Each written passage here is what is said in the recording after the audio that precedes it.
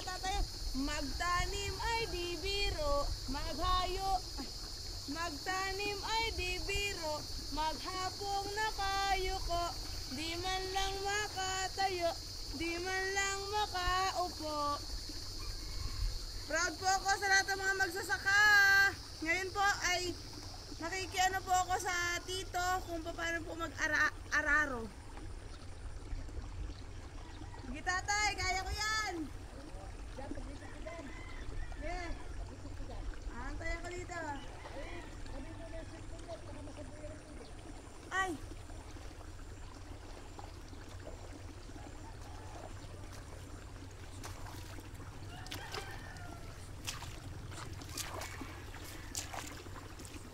Putik man ay hindi ko urungan. Si tatay oh, talaga napakakisig. Ilang taon na ho kayo? Ilang taon na kayo? 62 years old na si tatay. Talagang kayang-kaya pa din. Ilang taon ho kayo nung nag-umpisa kayo mag-araro? Ilang taon? Oho. High school. Di mga 17 years old, 16 years old. Mga ganun ha. 17 to 18. Apa. Tagal na tatay si Edgar ho nung kabataan niya ay elementary. Nung natigil ho siya sa pag-aaral, yun, edi dito nga siya. Kaya naturuan ho siya ng lolo niya na mag-araro. Isang... Kasama ko yan si Gar noon po. Ah, talaga ho? Bata pa yan. Pero nga ho, di pagkatapos ho ng isang taon, sabi niya sa lolo niya, mag-aaral na ako ulit. Ayaw ko na. Ay, nahirapan. Klase yan nung... hindi ko alam kung kaklase ko, kabats yung panganay ko. Ah, pangalan niya po. Yan sila, Jerby, yan. Ayan nga ho, sila ko lang, Jerby. Yan natin, ikot ko lang ere. Okay, smile, smile. Give your best shot, yes. Galing.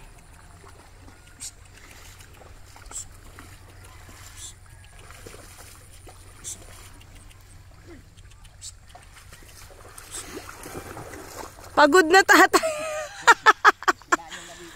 Ay. Pahinga muna. Ano? May pangalan ho yan? Wala po. Jepoy, ayun. Hello, Jepoy. Mag-aaral ako mag-araro, Jepoy.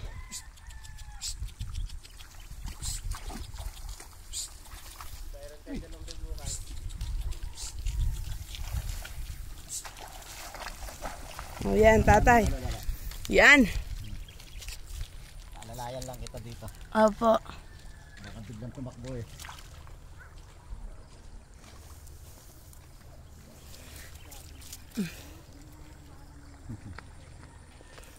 Sige tatay, paano lang ba yan? Hawak dito. Hawak. Tali. Dali. Huwag mo lang ka-anuhan. Maluag lang. Ya, kita. Yang agak atas. Yan.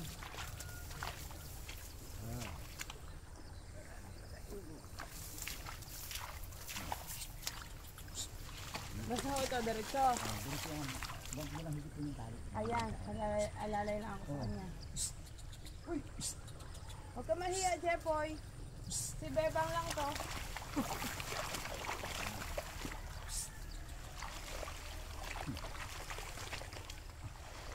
Kaya lang tatay ito, tatanin lang.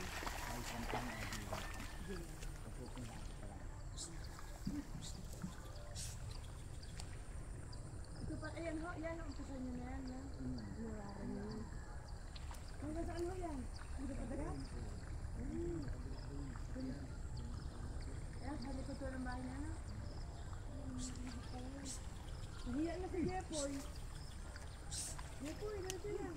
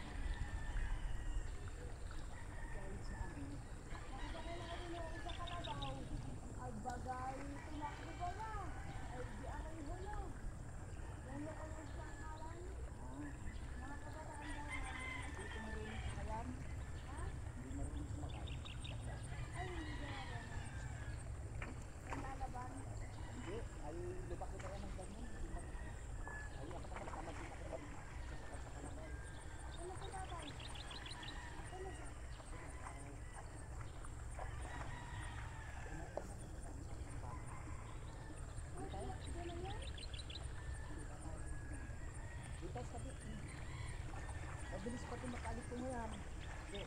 Ano maano ko ah? Yung sa paa. Ang kanal. Hindi, Ay, itong tubig. tubig na may putik.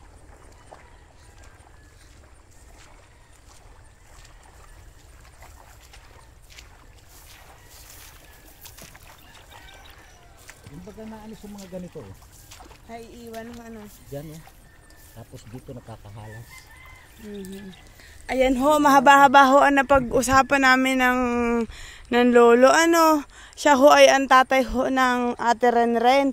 Pero ho kasi ang aking asawa ho, ang pamilya ho ng aking asawa ay mayroon pong palayan dito sa may Giginto. Ay di siyempre in-interview ko ang lolo para ho, kung kami ho ay magpapatanim, ay sa kanya ho ako magpapatulong. Ano po? Pwede naman. Opo, kasi talagang dito po sila sa Balagnan. Kaya nakita niyo yung palayan na yan. Kain niya lahat yan. Ano ho yan tatay? Sa inyo talagang pamilya?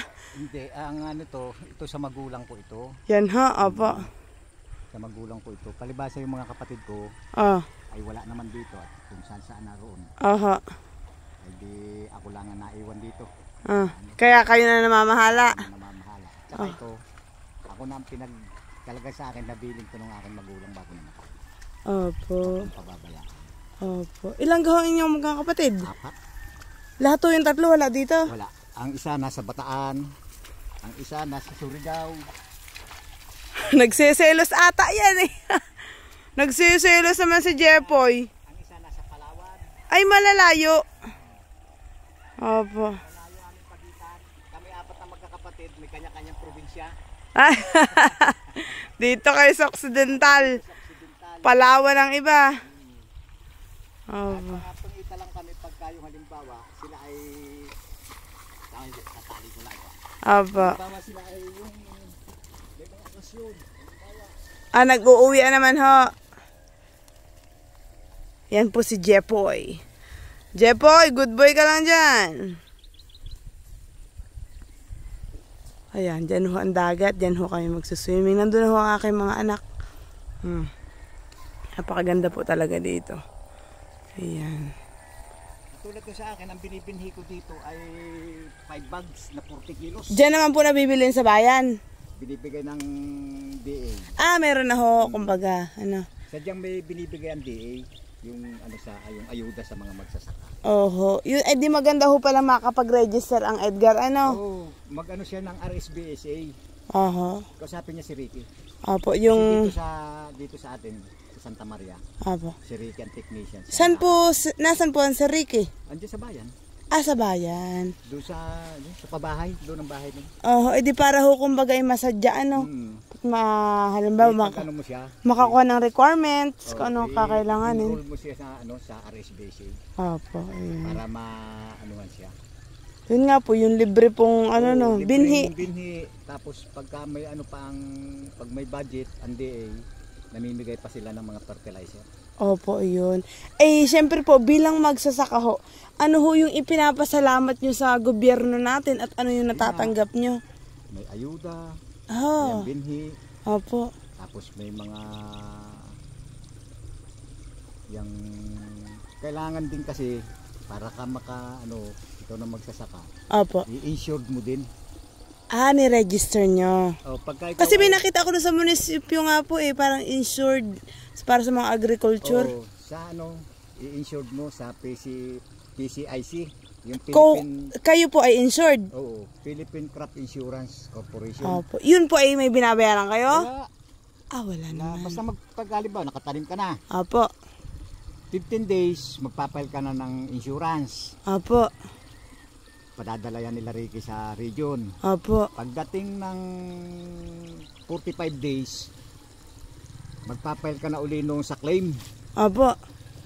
Mag-claim, lalo't gayan, halimbawa ang palay mo, may napupuna kang masakit, may sakit. Yun po, katulad ng binanggit nyo kanina. Opo, may paninilaw. Paninilaw, yan dapat yan, pipicturan mo yan. Opo. Tapos magpapail ka nung magpipilat pa doon sa claim format. Opo. Yung pinaka-form ng claim sa claim. Opo. Yun. Tapos dadalhin mo ulit doon. Diyan po ba yan sa munisipyo ng Abra? Or Diyan mismo sa sa DA? Sa may malapit sa munisipyo? DA mismo. Okay po. Yung sa Mamburao po kasi ay sa mismong opisina ho ng munisipyo ko nakita. Diyan mismo sa sa opisina ng DA. DA ano po. So dito po yan sa Abra de Ilog. Ano mo lang, doon palibasa dito, ang naka-assign na technician ay si Ricky. Kilala mo naman yata si Ricky. Sa naririnig ko lang po. Siguro ho nakikita ko na. Ricky Robles. Ay, kamag-anak. Kamag-anak ni Edgar. Oo nga po. Ito ang bahay, nanay niya yan. Ah, Tita Wilma po. Oo. Nanay pala ng Tita Wilma. Dito man di si GC. Opo, ang papa. Opo. Yun. Sige po Tito, para kung sa halimbawa po ay makapag-inquire ka kami doon. At yan nga po, sayang din naman po kasi ang lupa. Ano po? Para para makuha mo yung buong kabuuan detalye, punta mo si Ricky. Aha. Pahanap mo kay si Edgar, kilala mo. Pag-uwi ho namin ng bayan po para Tapos kapulong. sasabihin mo kung ilan yung kung ilang ang sukat ng iyong area. Aha. Yun ang iano mo doon sa RSBC. Mm. Kung ilan ang area mo. Halimbawa, 0.5.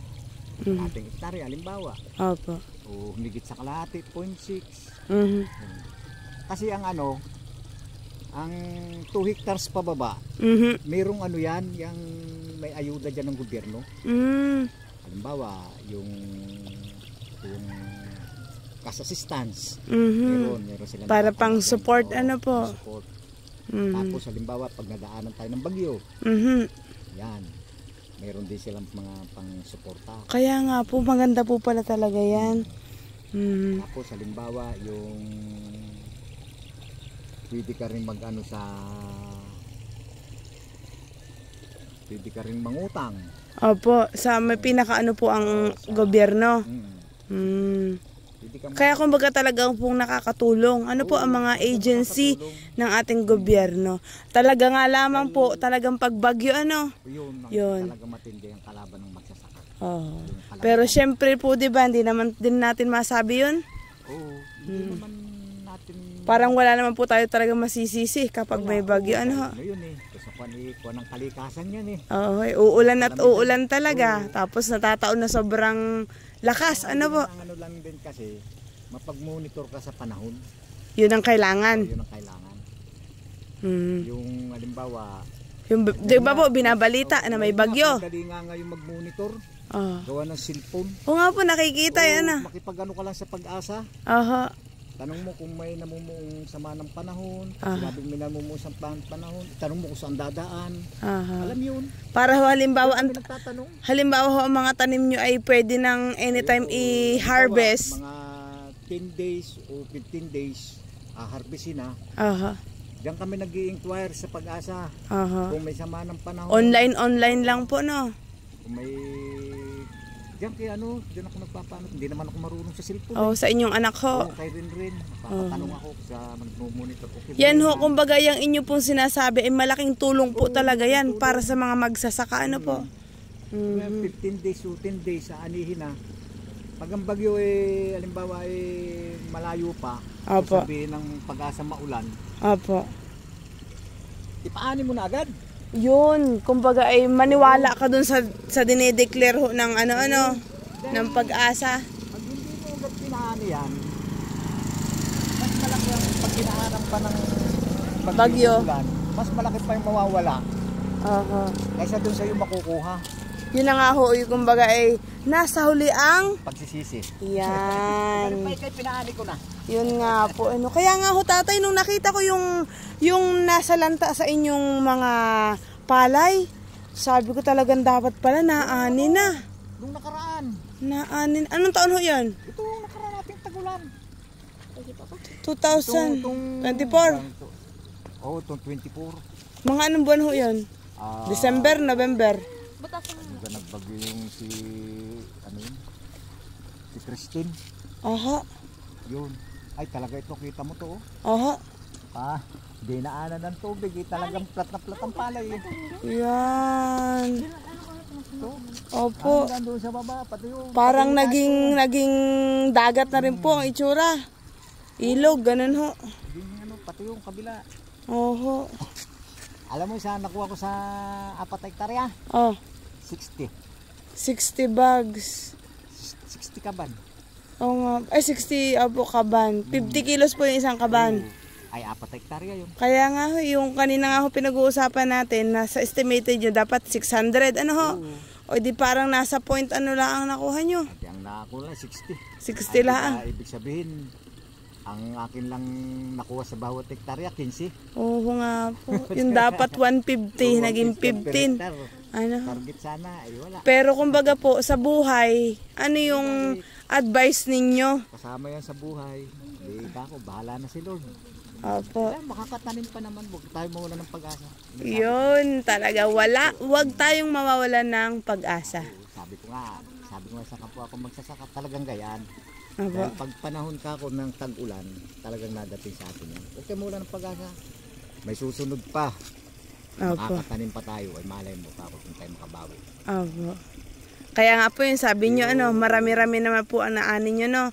Pero salamat na rin kahit naman nagkaganon Opo. na nabigyan kami ng ayuda ng gobyerno. Opo. Kasama natin ang gobyerno. Oo, kasama talaga ang gobyerno. Hindi mawawala ang gobyerno. Opo. Lalo't ngayon ang ano ng gobyerno yung Mapababa yung ano natin. saka yung suportado talaga ng coin sa yan sa mga magsasaka. Yun, suportado ang mga magsasaka Oo, ng gobyerno. ng gobyerno natin. Okay, tatay, no? Tatay, ano ba ang kilalang pangalan nyo dito? Para pag halimbawang may nagtanong sa akin na madali kayong makikilala. Sabihin mo lang si Ligaspi. O si Tatay Ligaspi, yun ang nickname nyo dito? Oo. Asan si Ligaspi? Apo. Saan ba yung Ligaspi? Ayun lang ang bahay ng tatay, yun, napakalapit lang. Muli po tatay, marami pong salamat. Maraming din salamat. Apo, ako po si Bebang ay talaga pong napakasarap pakinggan. Ang talagang katotohanan po sa likod po ng mga palayan ng mga magsasaka natin. No? Muli po, ating mahalin kung ano po ang mayroon tayo. Dumaan po man tayo sa anumang pagsubok, binagyo man tayo, huwag tayong mawawala ng Pag-asa. Yon, Tatay Ligaspi. Tatawag tayo kay Lord. Oo. Laging tatawag kay Lord. Maraming salamat, tatay. At ito po ang apo niya. Talaga nga naman, napaka-pogi na ni Japax. Yun po si Jepoy. Sa ano lang, tabihan lang. Sabihan. Ano sasabihin mo, Jepoy? Thank you po. Thank you po. Poging-pogi naman. Apo po niya yan. Ang kung panganay ng Ate Renren. Smile mo na dyan. O, picture kayo ng tatay. Yung tumabi ka sa kalabaw. Dali. Tatay. Kayong dalawa na. Sama ka doon sa tatay. Mag-picture mo kami doon. Kami, sila muna.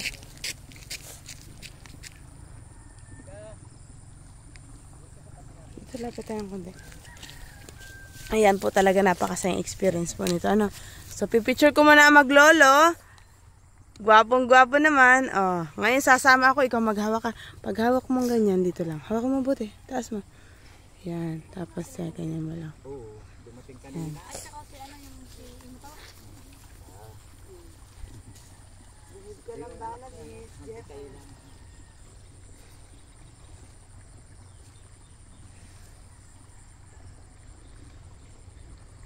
Thank you po, thank you, Jepo. Thank you, Tatay Ligaspi.